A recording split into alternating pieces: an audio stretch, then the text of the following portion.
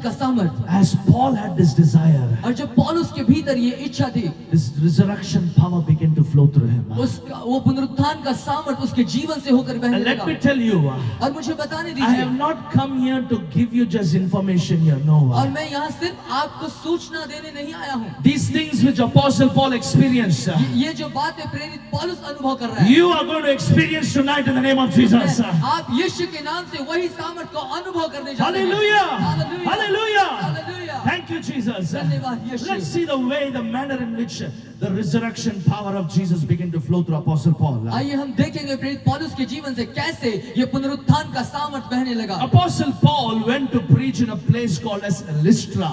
और लुस्त्रा नामक एक जगह पे प्रेरित पौलुस प्रचार करने के लिए If you गया। turn your Bibles to Acts chapter 14, यदि आप प्रेरितों के काम उसका 14 अध्याय reading निकालें from verse 8 to 10, और उसका 8 से 10 यदि पढ़ें, the Bible says, बाइबल बताती है, as Apostle Paul was preaching, और वहाँ पर प्रेरित पौलुस जब प्रचार कर रहे now थे, listen to this very carefully. बहुत ध्यान से सुने। As Apostle Paul was preaching, और जैसे ही प्रेरित पौलुस प्रचार कर रहे थे, Paul could see पौलुस देख रहा था that there was a man वहाँ एक व्यक्ति है, who was lame from birth, और वो जो जन्म से लंगड़ा है, and this person, और ये व्यक्ति Apostle Paul, through the gift of word of knowledge and the discernment of spirit, और आत्मा का परख और उस ज्ञान के वचन के द्वारा से Apostle Paul was able to deduct and see. और प्रेरित पौलुस इस बात को परख पाया और The देख Bible पाया। says, बाइबल कहती है, Paul saw that this man had faith to be healed. और वचन बताती है, पौलुस ने इस बात को देखा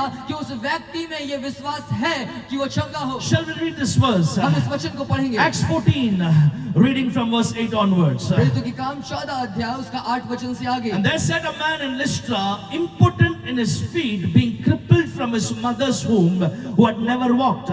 लुस्त्रा में एक मनुष्य बैठा था जो पांव का निर्बल था, वो जन्म ही से लंगड़ा था और कभी ना चला था। And the next verse is powerful. And the same heard Paul speak, who was steadfastly beholding him, and he perceived that he had faith to be healed. अगला वचन सामर्थ्य यहाँ ऐसा लिखा है, वो पौलुस को बातें करते सुन रहा था और इसने उसकी ओर टकटकी लगाकर देखा कि इसको चंगा हो जाने का विश्वास है। सभी ध्यान से सुनिए, बगल वाले व्यक्ति को बोले ध्यान से सुनो, ध्यान से सुनो, तुम्हारे जीवन में चमत्कार होने वाला है। बगल वाले बोलिए बोलिए बोलिए, ध्यान से सुनो, तुम्हारे जीवन में चमत्कार होने वाला है। Listen, Bible says, बाइबल बताती है, while Paul was preaching, जब पौलुस प्रचार कर रहे थे, this man who was crippled from mother's womb, ये व्यक्ति जो है अपनी माता के गर्भ से ही लंगड़ा था, he could see.